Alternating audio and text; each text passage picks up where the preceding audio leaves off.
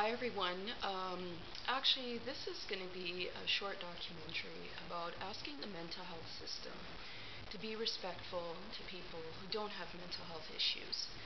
My name nickname is Pear, and I go by other names as well. But for the purposes of being an educational document, I am going to make this short documentary about, it's a narrative documentary about asking the mental health system to please be respectful to people that don't have mental health issues. As you can see, I am a black female, and I currently live in the global economic north. So I live in Canada, and I actually am training to be a professor. And the reason why I chose that route was because I've always liked, I have a problem with the term teaching, but I've always been interested in ways to enrich and bring out the gifts in people when it comes to a classroom setting. Now, I began my interest in teaching actually when I was in my teens.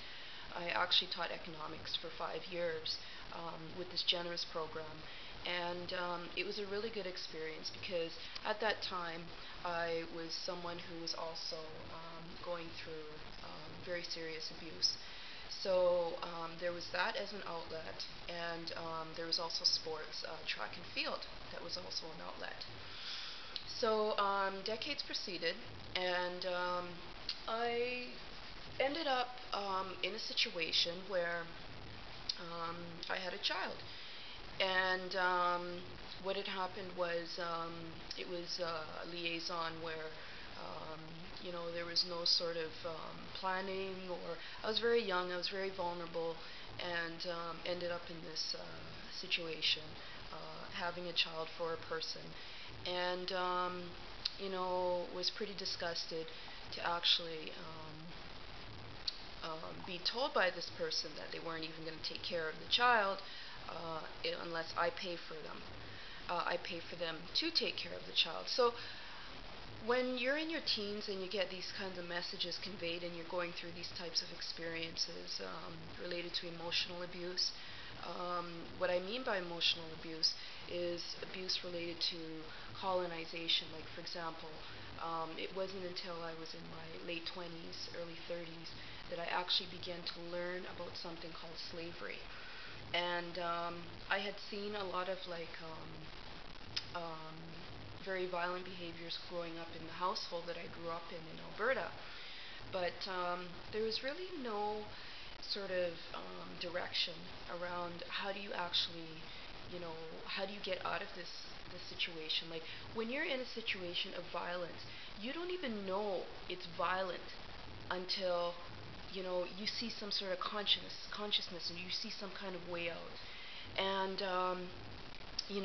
when I had finally realized that, wait a minute here, I actually have there's something positive for me out there, I just left Alberta, and I moved to a different province, Ontario, because I was actually very interested in publishing at the time, and still am, because publishing is it's a very creative way to enrich sort of the imagination and to get involved in very creative projects. So I ended up in Ontario, and because of the culture shock, I just had no idea, what it was like, because a lot of the media presentations of Ontario as being this place where it's diverse and there's, tolerance, and, you can really reach your goals and stuff is not true. It is so not true. So I ended up in Ontario, and I can't remember how I got this job, but it was a pretty good opportunity. And it was working on a project where we were trying to find out where this deficiency or this gap was. And I wasn't really used to negotiations around money and stuff. I was just like, okay, I just have to do my job and do it well. And at the time I was in survival mode, because I was like, oh, thank goodness we're out of this situation of violence, so now I can try and make a life for myself as a single parent with one child. So at this particular opportunity, there's a lot of strange things happening. And, you know, it was very strange because when you're welcomed into a new workplace, you should actually be oriented. You should have some kind of polished introduction, and there was none of that. And I was like, wow, this is just very strange, right? Because how are you supposed to do your work if you don't even know the context of what's going on?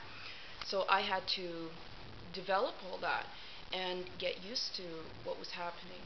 And it was a situation where there was a lot of corruption in the business. And I was actually offered 900,000. And at the time, I didn't know what the negotiations were really about. I was just like, I just have to, get myself a home and, make sure the child was okay and blah, blah, blah. So it became very overwhelming. And coming into a new city, you don't have anybody to talk to. So it's like, okay, let me just, see how I can deal with things. And at the time, I had a friend who was Caucasian. And this person took the position to sort of slight me. And so I just severed the relationship. And I'm producing this documentary. It's what I call a narrative documentary because it's very important to use film as a medium for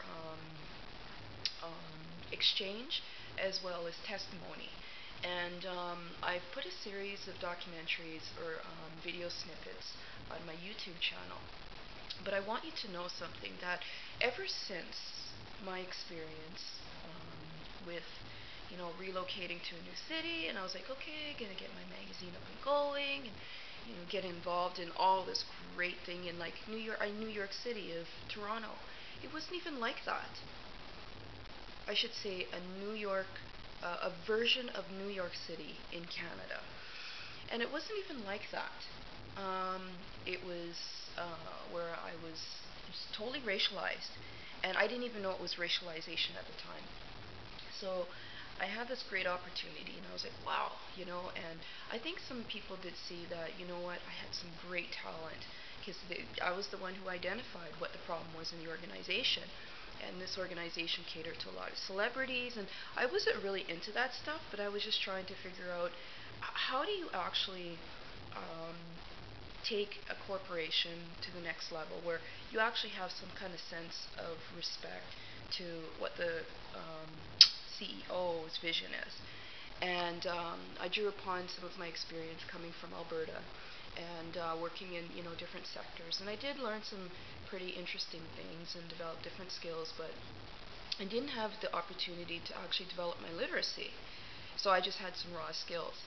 And I ended up stressed, and I don't know how I came into contact. This is the thing with the mental health system. I find it's incredibly disrespectful, is that as a black female who's a single parent, what the system did was actually created a separation between myself and my child. And my child has now been socialized in a certain way where she's now an adult, and the social system will just have to accommodate her needs. When there was this situation of vulnerability, the system actually, for some reason, I came into contact with the system, and I don't understand how you can actually place a person who has no mental health issues into a mental health system. Violence by emotional violence and physical violence is not a mental health issue with the individual. And so I thought, something is really wrong here when at the time I didn't know. And I just trusted the system because, I didn't grow up in this environment where, you're always trying to do things in a shady way and you're not ethical and you're out there to exploit people. Like, that doesn't even come to my consciousness. So, I said, okay, the system has done this to me. But I also trusted the system because at the time I didn't know what was going on. I had no money, I had no capital assets, and I was not going to go into the sex trade business. And there was lots of opportunity for me to go into that. And I said I refused to. And there's a lot of, low-level sort of jobs where you don't even get paid enough to actually make ends meet. So I just said to myself, you know what, I'm not going to degrade myself because I'm worth so much more than that. So I was introduced to this mental health system. I don't even know who would even introduce me to something like that, because that is just fucking cruelty. Cruelty. I am, so the system had separated my relationship with my child. So this person, my child, is now an adult. And one of the things that I had was sort of this journey, I would say, or just this gift that I wanted to present to my child, to say, you know what, I don't want you to ever experience what I grew up with. And what the social system did in Ontario was it actually took the child back to the person that was creating the violence.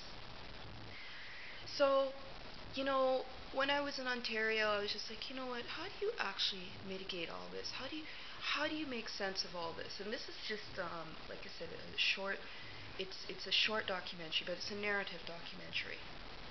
And so I ended up in this situation, and the mental health system is an incredibly violent system.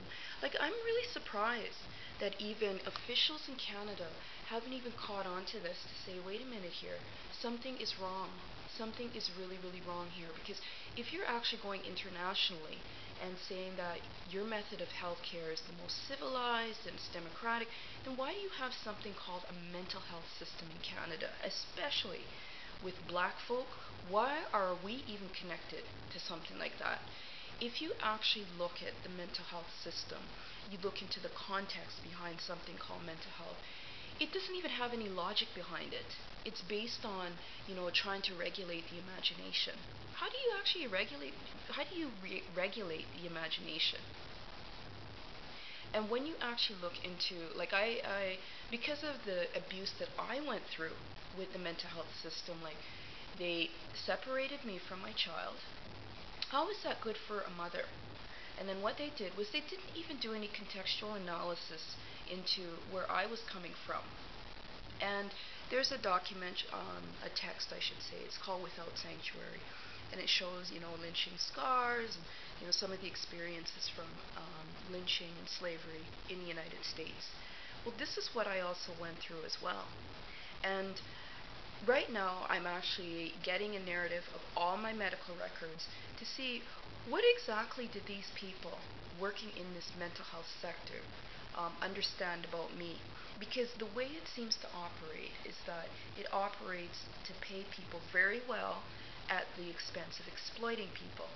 Now you hear people talking about exploited labor and women's rights and stuff, but what about black women's rights when it comes to our ability to live a quality of life in the global economic north? So I came into contact with this mental health system, and I was like, okay, I was homeless. I lost my place, and at the time I was paying like $2,000 for one level of a house. And when I think about it, why would you even pay something like that? Like, it was the most ridiculous. And I'm not sure why friendships would even encourage this kind of thing. So I ended up severing a relationship with this Caucasian. And then I lost my home, and lost my child, and lost my job. So, I didn't know how to mitigate this, to say, okay, do I go back to the employer and say, you know what, I think you should be responsible for some of this stuff because I don't even know what was going on, and this is what I could present to you. And then I said, you know what, I'm not even going to bother, because you know what, I need to just get on with my life. And I came to Ontario, and I was like, wow, I can get my magazine started up and going. And you know what, it wasn't even about that. I was placed in this environment where it wasn't even explained to me what mental health issues are.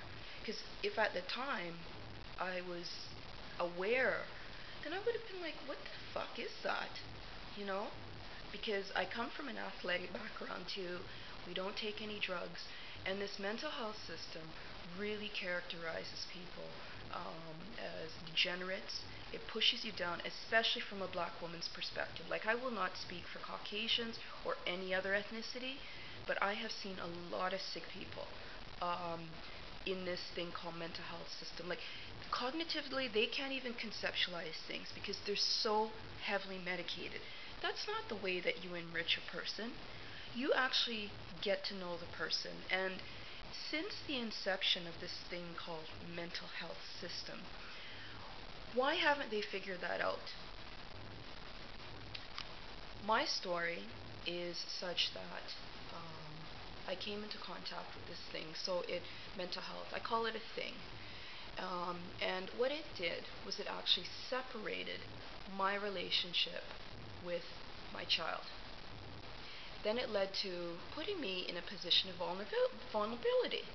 So I end up in this thing called affordable housing. And I'm like, okay, great, I can, what else can I have? What else can I do in my life? I had absolutely no guidance whatsoever to say, okay, in life, there's these stages. Stage 1, stage 2, stage 3. When you come across men or boys or whatever, this is what you have to watch out for, or this is how a man should treat you. None of that. So I was just going through life trying to figure out things on my own. And I'm just going to look here. Yeah, it's still recording. So I ended up in this thing called the mental health system, and I'm telling you, it is so violent, it is not even funny. They push a lot of pharmaceuticals on people, and I find that very, very, very, very impressive, because when you're actually trying to enrich the gift of a person, you don't push them and degrade them down to nothing.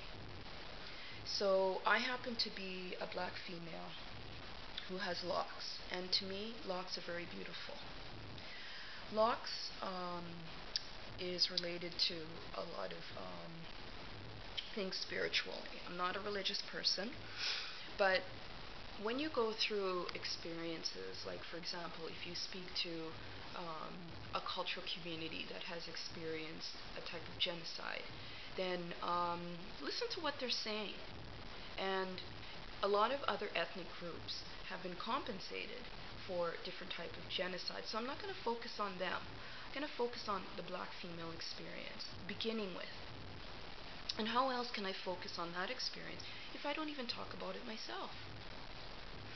So I decided to create this short documentary just to ask this mental health system to just be respectful. It is incredibly, incredibly violent. They place you, I don't even know who these people are, right? The system, who are working in the system. They place you into this position of vulnerability where you're actually, you have affordable housing, so you're like, okay, you don't even know anything, right? So affordable housing, okay, you can pay your rent, fine. You're not going to be homeless again. But living in a place that's incredibly violent, you have people who are into drugs and alcohol and racism and bigotry, and they know what they're doing. These people know exactly what they're doing. So why would you put a black woman who has experienced domestic violence related to guardianship into a situation like this? Something is not right here with the system and contextualizing help. How do you actually help a person by violating their rights? So I ended up in the system, and I went back to school, and I really have to thank the university that I went to, because it gave me a sense of, like, I went through, like I studied in different faculties, and in one faculty there was a real deep focus on critical thinking, and if it wasn't for that, then I don't know how my journey in life would have even unfolded, because it actually enriched that ability in me to know that I actually have things that I can do for myself. I can actually think for myself. Growing up in an environment where there's a lot of religion violence, um, you're socialized to not even question anything. It's all about control and very low self-esteem. And people who promote these notions that you must dress a certain way, you must speak a certain way, your hair must be a certain way. You know what? Have some respect for people, because nature, you look at nature, nature's not even uniform. So you know what? Integrate that into how you treat people. My locks is beautiful. I am not a fucking weed head. I am not a fucking drug dealer. And you know what? Quite frankly, I am a person. And when I have to actually say this to people, I am a person, then you know what? Something is wrong with civil and democratic. This university that I went to, awesome, awesome. And I said to myself, okay, I have all my research interests. How do I actually um, develop that? And do you know what this mental health system did? It actually came into the way of my research. I thought to myself, okay, you know what I'm going to do is, throughout my studies, it was a nightmare. It was a nightmare because on one hand, I'm getting into like these discourses. I'm like, wow, I really like this stuff in university. For me, it wasn't about status. It was about how do you actually engage with this stuff? Because this is very interesting. And how do I actually contribute my perspective? Because I may see something that says this position and say, well, that's not necessarily true. Because if you have this and then offer that position, right?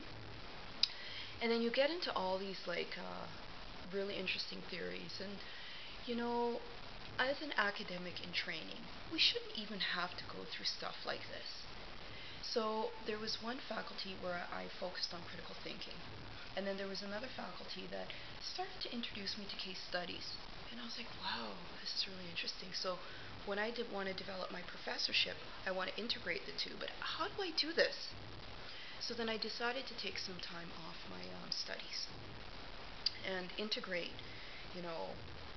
what's been happening in my life, so do an environmental scan. So I said, you know what, let me look at the last 10 years of my life, because something is not right here.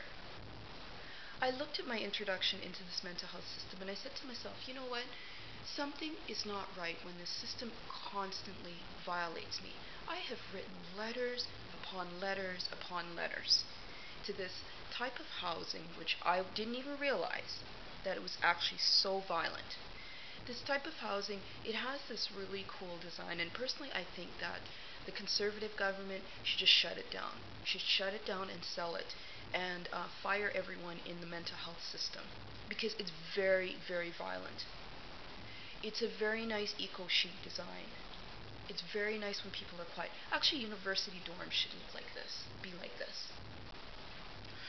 And I'm just looking at the time here, 11 minutes.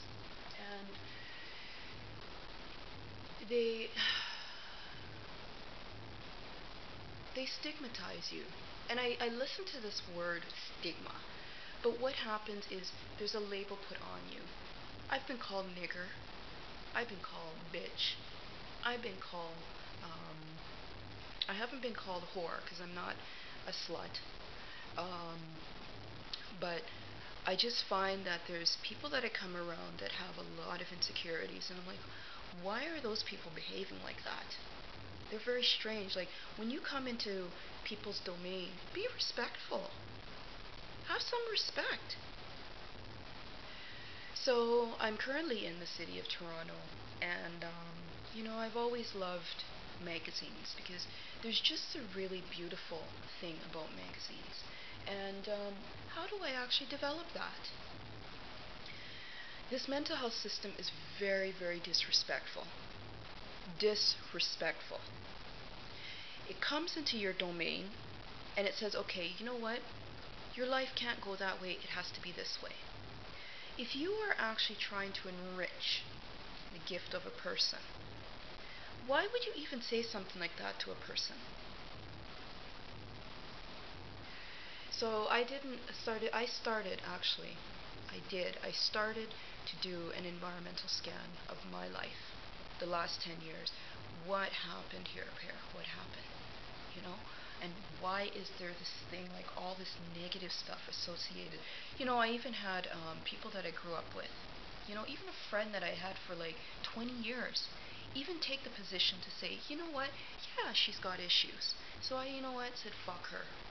And for whatever happens in my life and my gifts, and I get compensated for that if someone says to me, you know what, I really like her gift. That girl, I want to work with her. You know what? They will get nothing.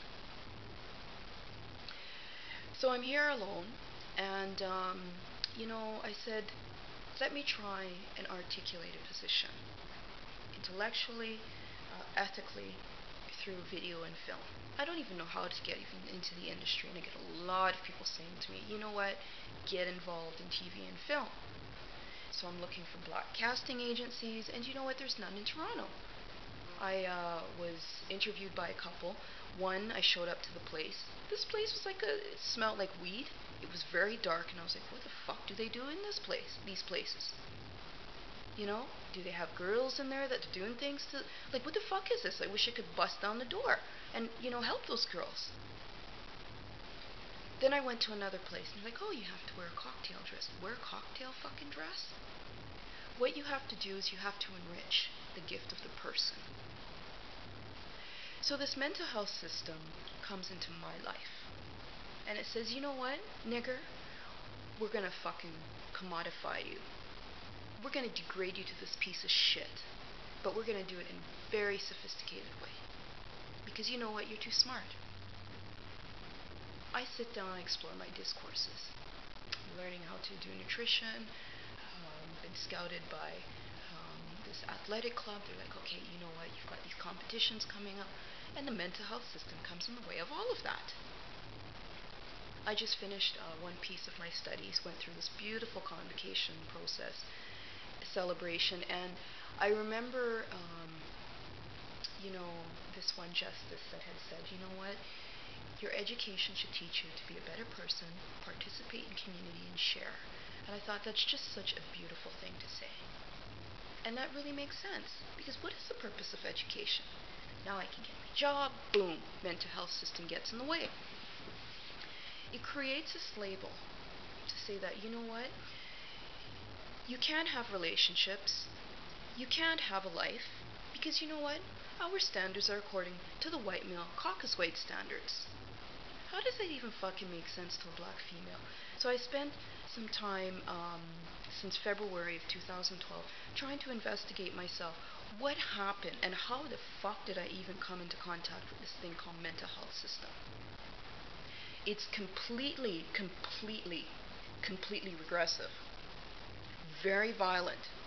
And black folk, especially you out there, if they come to you and say, you know what, take that pill, you say no. Because you know what, do some investigating into something called Eurocentric medical discourse.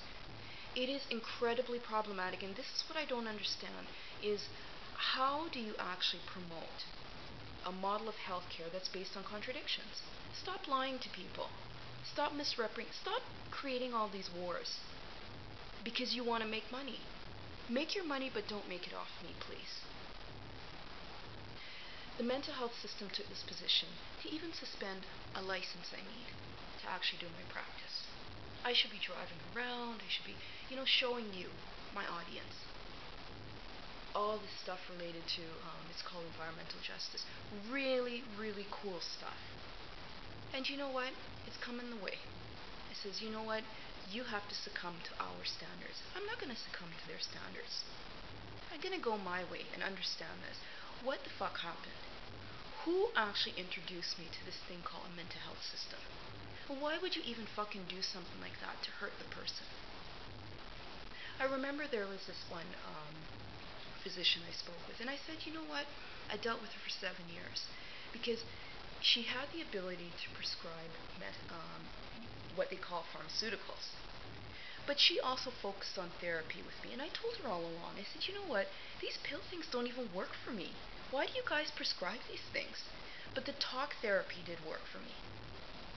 And you know what? Other doctors in her profession wanted to get after her and get her fired because all of her patients were looking good. But I need to know who introduced me to this thing called a mental health system. I find it very fucking disgusting and very violent. I was even introduced to this commission. Went there with a high-level decision maker. And you know what? I was disgusted at what I saw. The Canadian government gave this whole industry